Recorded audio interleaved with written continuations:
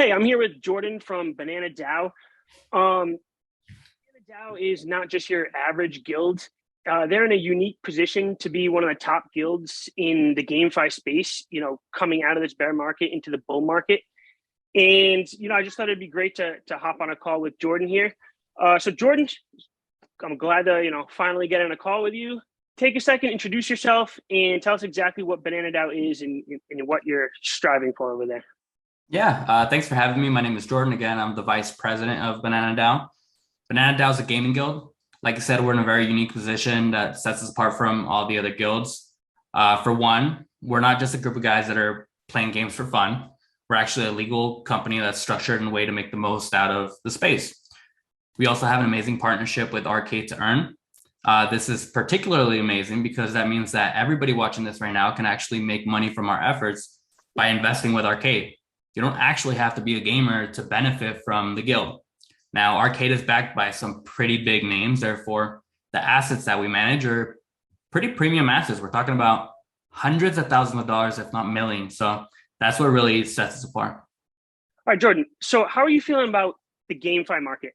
And do you think the bottom of the market will coincide with the Bitcoin bottom? Or do you think it'll be before, after? Is it separate or is it one and the same? That's a good question.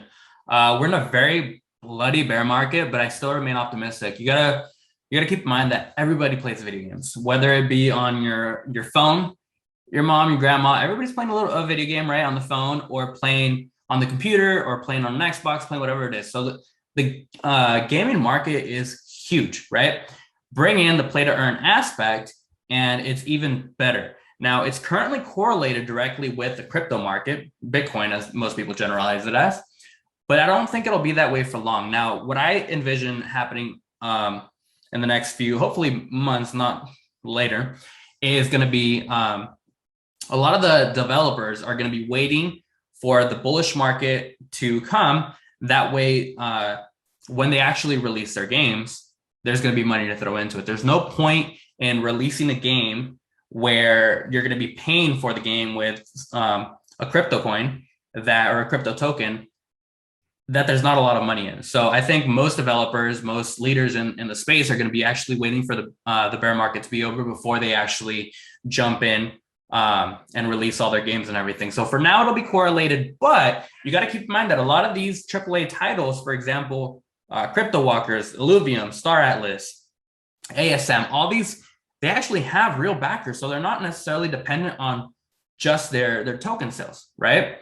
That means that they can actually work through this bear market. And by the time we hit the next bullish and then bear market, they won't necessarily have to be directly correlated, right? Those games will already be out. So it'll be something that you can just jump in and play. So to answer your question a little bit easier, for now, it'll be correlated. I think that some games will come out just before the bullish market comes out. But I think the AAA titles personally are going to play a little bit safer.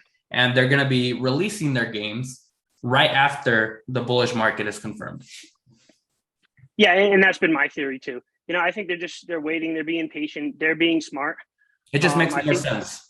Yeah, I think the smarter projects here are waiting until the money comes in. Waiting and building. Exactly. So what is Banana DAO doing in this bear market? The name of the game right now is just to build.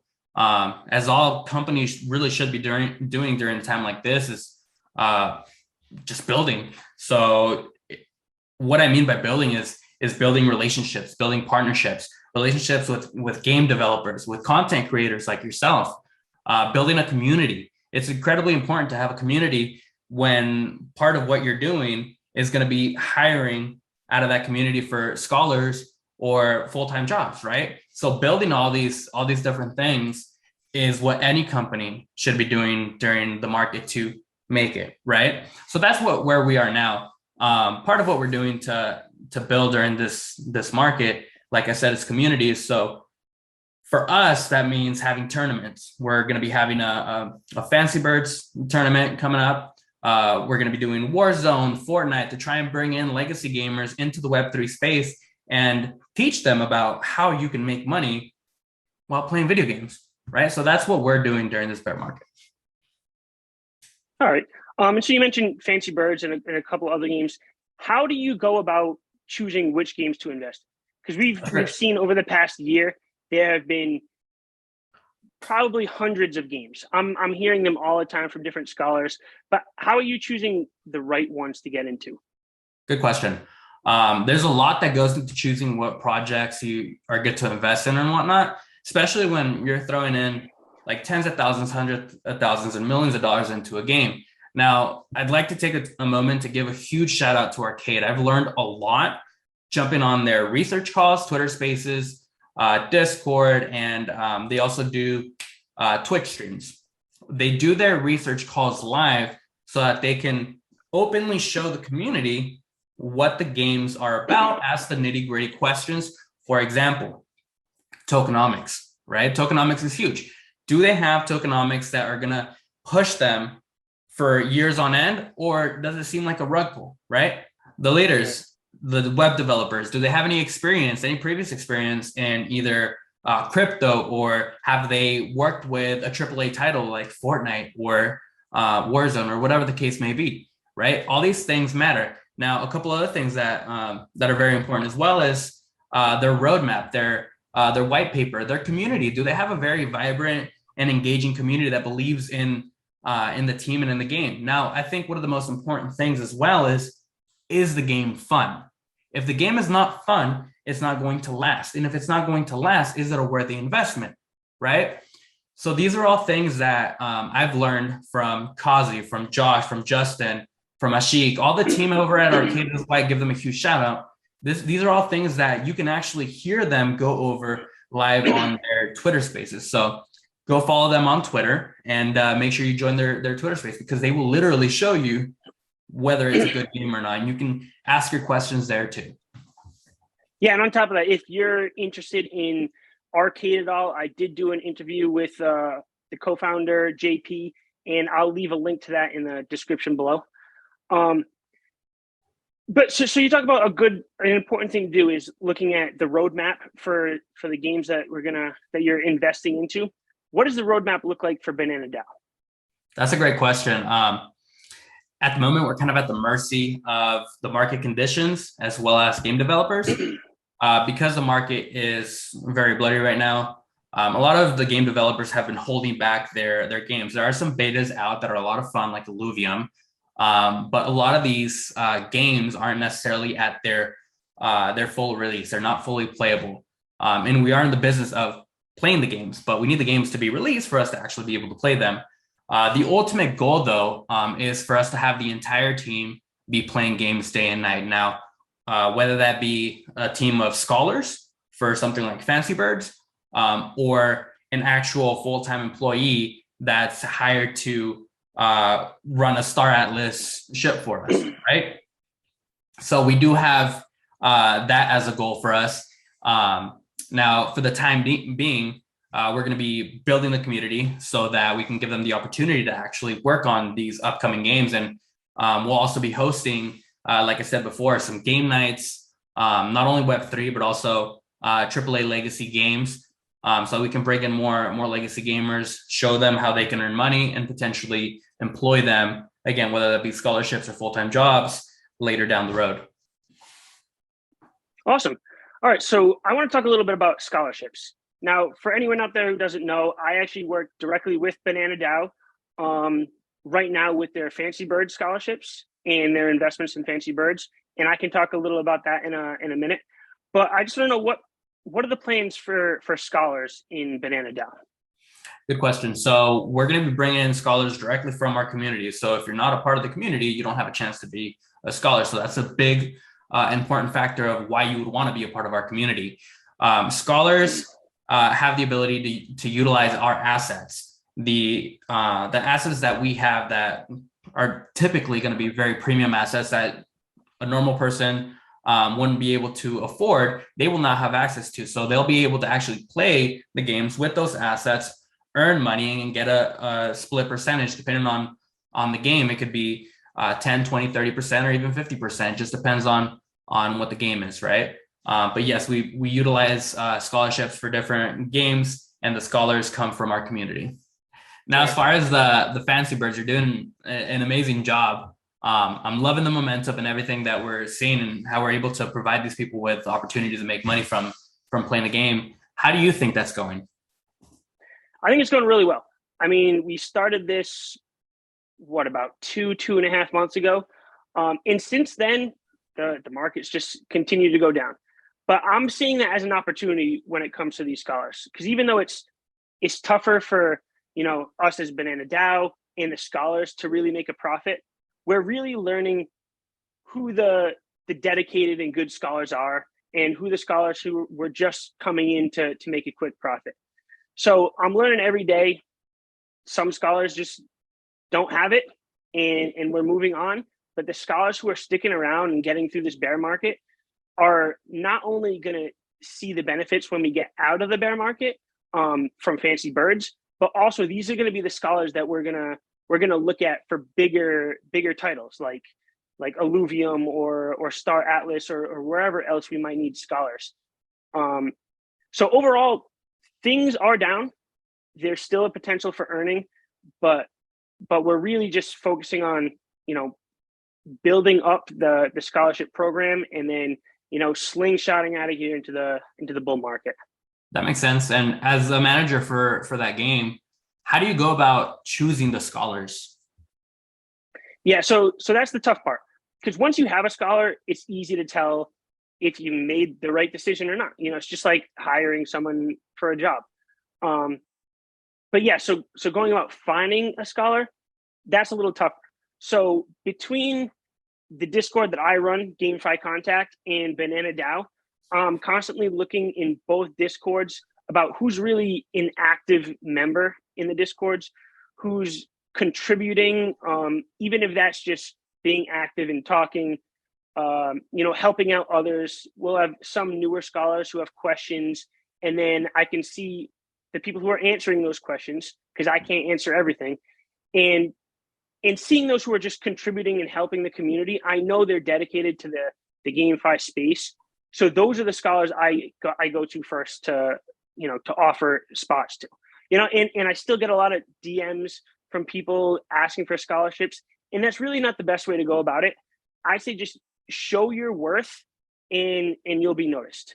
If you're in these Discords and you're talking, and it might not even be me who noticed it. It might be you. You might be in the Banana DAO Discord and then see somebody's, contributing a lot and say, hey, Nick, I saw this person in the Discord, he or she is doing a really good job. You should take a look at them for a scholarship.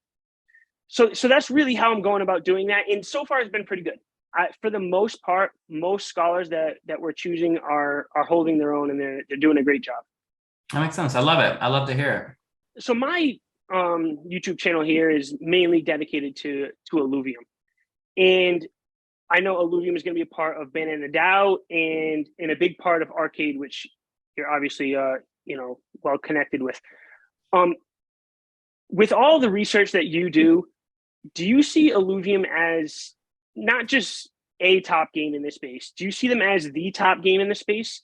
And just give me your thoughts on Illuvium. Definitely. I think there's a couple of different things that make a top game, right? First and foremost, it has to be fun. I have access to their private beta. I can tell you it's fun. I can sit there and play that game for hours at a time and not feel like it's a chore. When a game feels like it's a chore, you're not going to do it. Therefore, it's not going to make it, right? So it has to be fun. It has to have a good, vibrant community. Again, community is a huge part of gaming. If there's not a huge community behind it, there's not a lot of support, it's not going to make it. The team also has to release a lot of updates, be transparent, make the game, make you feel like you're part of the game. And I think Illuvium has all of those things. Now, another very important thing that Illuvium has is it has multiple ways of actually making money. Now, they just went through their massive land sale and we were a part of it.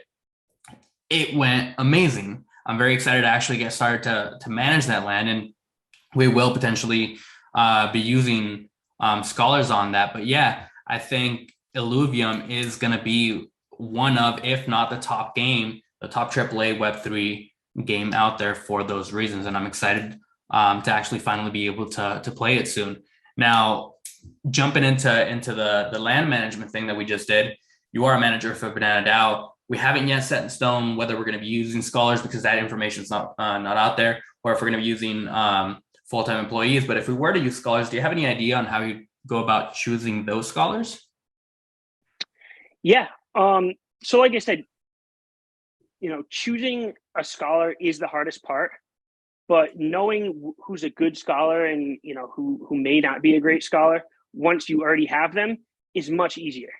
And that's what I'm taking out of Fancy Birds and some other games like Axie that, I've been part of. It's most likely going to be Fancy Birds scholars that have been doing very well for me through this bear market that are going to get the opportunity for a game like Illuvium. And I've mentioned this to some of them, and I think some of them get it. But yeah, if you can get through a bear market, playing Fancy Birds every day, and you're doing really well for me, you're likely going to be a top candidate for a spot at Illuvium or any other game, any other bigger title that we get involved in. And that's what we want. We want those people that are going to work hard, that are going to earn their spot, because we're throwing quite literally in Illuvium. There's millions of dollars that we have in just land, right? So we want to make sure that the people that we bring on as scholars, or whether it be as full-time employees to manage, we want to make sure that you're going to be working hard and earning your place, because there will be money to be made there. And it's a fun game to play. So yeah, I love to hear that. Yeah, I'm definitely pretty excited about it. Like, I'm big on the whole GameFi space, but Illuvium is going to be, that's my baby. Yeah, Illuvium for me. Can't wait for that. It's Illuvium right up at the very top. And not in a particular order, but I've got Star Atlas on there. I've mentioned them before in this. Crypto Walkers, ASM, Atom Card Club is going to be huge for us as well. There's a lot of exciting games out there that Banana DAO is going to be having a lot of money in, thanks to our partners at Arcade. Can't thank you guys enough. So yeah, I'm incredibly excited for everything that's going to be coming up in the near future. Awesome. So this has been a great talk. Is there any final words you want to leave us with? And then, drop your socials. I'll put everything down below in a link. But any closing thoughts? Yeah. Well, first of all, thanks for having me on. I really appreciate your time. If any of you want to learn more about GameFi, Web3 crypto in general, feel free to follow me I'm Jordan Alvarez on Twitter. Follow at bananadao_com on Twitter, and join us on our Discord, discord.bananadao.com. Chat with us there. Feel free to ask me any questions. I'd be happy to engage back. I love talking with the community. I look forward to seeing you guys on one of our next tournaments. We host tournaments. Again, we're going to be doing a Fancy Birds tournament. We're going to be doing some Warzone, some Fortnite, a couple other games in there as well. Not to throw too much out there, but Undead Blocks, Meta Ops, and there was another one that I can't remember. But we're going to be doing a whole bunch of different tournaments in which you can come and engage. Some of them will have prizes, actual cash prizes. Others will just be free play. But regardless, it'll be a lot of fun, and I look forward to having you guys on there. Awesome. And if you do get, when you do get into the Banana DAO Discord, tag me in there, especially if you're looking for a scholarship in Fancy Birds. And if you stuck around this video to the end and you're seeing this, say that in the Discord, and I'll bump you up to the top of the list of getting one of those scholarships. Perfect. Love that. There we go. So that's it. Great to have you. And I'll be talking to you soon. I appreciate it. All right. See ya.